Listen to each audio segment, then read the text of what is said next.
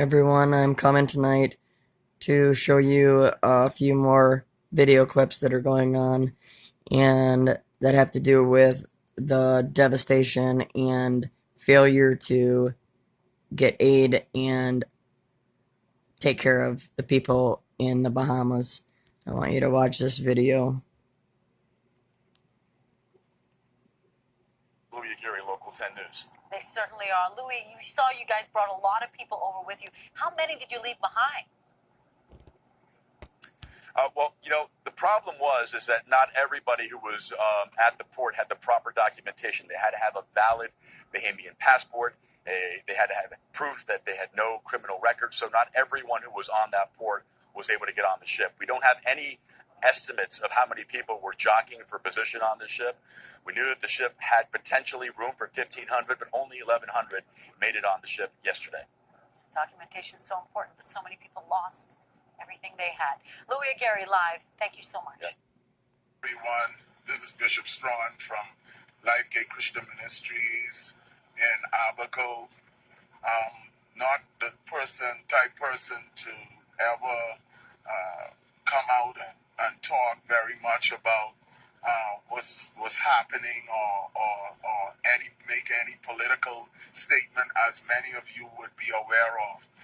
But I had to come on today because I am very upset and very angry of the misinformation that has been sent out to the Bahamian people of persons who had no idea of the hell that we went through in Abaco. I lost my home, but came out with only the clothes on my back, as many Abaconians have. And the truth of the matter is that there is no gas stations in Mashaba. There is no port. There is no power. And the power grid, and I've worked to BPL for over 25 years. The power grid and the distribution system in Mashaba has totally been destroyed. And so the hopes of restoring power anytime soon there is impossible. There is no food stores. There is no hardware stores. There are no banks. The only thing that we did to survive over the last several days was scavenge through. Okay, guys, did you hear this? This is a pastor coming out and talking, and you can tell that he doesn't want to have to do this, but he knows that he has no choice and that things are getting this bad.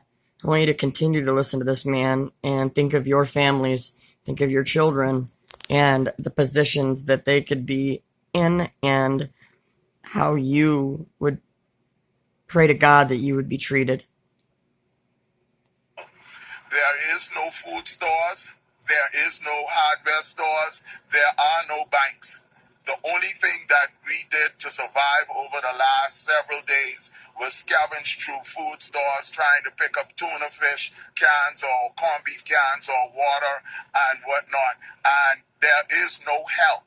I am very frustrated and upset at the government because we received no help. Thank God for the Americans that came in through Treasure Key, bringing plane loads of stuff after stuff. Now I've been made to understand that our government has stopped the planes from coming in, and only God knows how those persons are going to get any kind of help or supplies.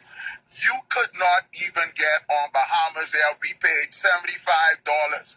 My son, my wife, and my youngest boy, my son, my wife, and myself, $75 per person, or Bahamas Air was not allowing you to get on the plane.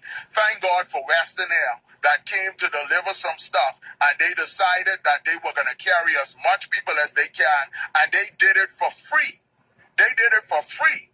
And our government had Bahamas Air charge us $75 to get over here in the Bahamas. My God. Something is definitely wrong with that. Most of the churches are destroyed. Treasure Key is destroyed, and there are people who are in Abaco that may not have been affected as badly as we have been in Central Abaco, and the people in South Abaco has not been affected as badly as we've been. That they don't have any idea how terrible it is. The stench of dead body is unbelievable. There will be an outbreak of epidemic at some point. There is all kind of problems with keeping law and order in there.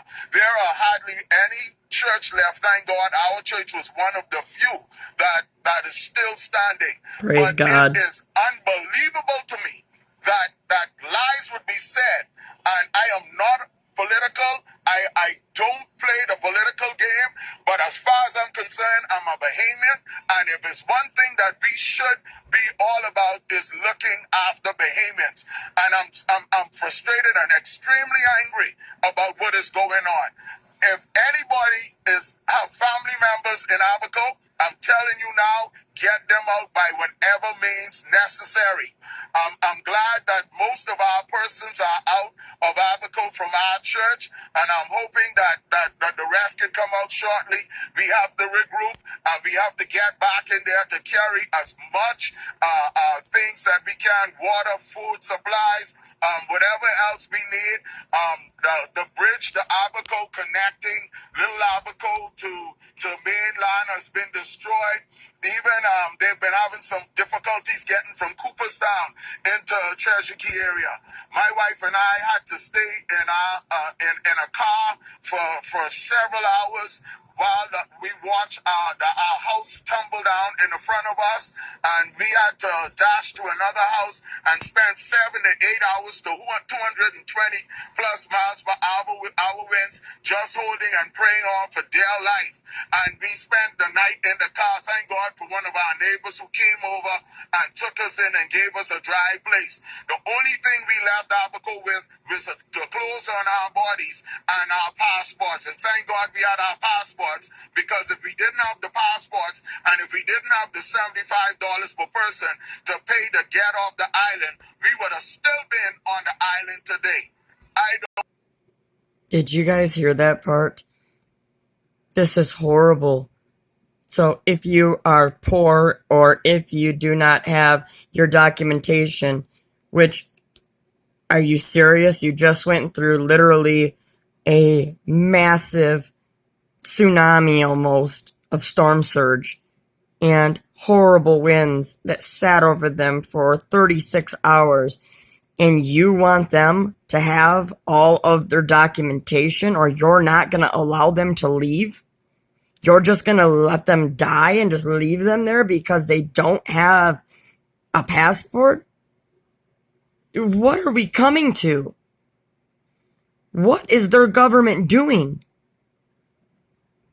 I am praying that the American government, or some government, or some people get together to get in here and save these people. This is just insane.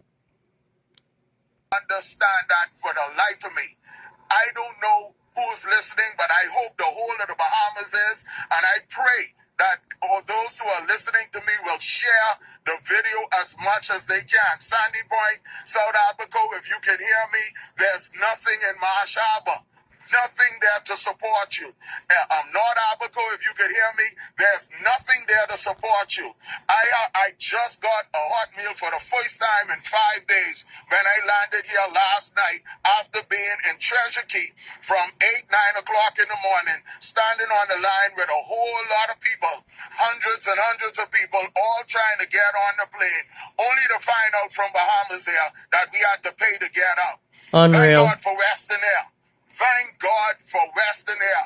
I don't Praise know who owns God. Western Air, but sir, may the blessings of the Lord be on you and your company for reaching out. You didn't have to load the planes up with people to get them out, but you were there, and we give God praise and glory for you, sir. Amen. I pray, and again, let me end by saying, I am not political. I never subscribe to political parties. Anybody that knows me well enough that they've never seen a PLP or F&M flag on my car, on my clothes. I've never attended any of the rallies.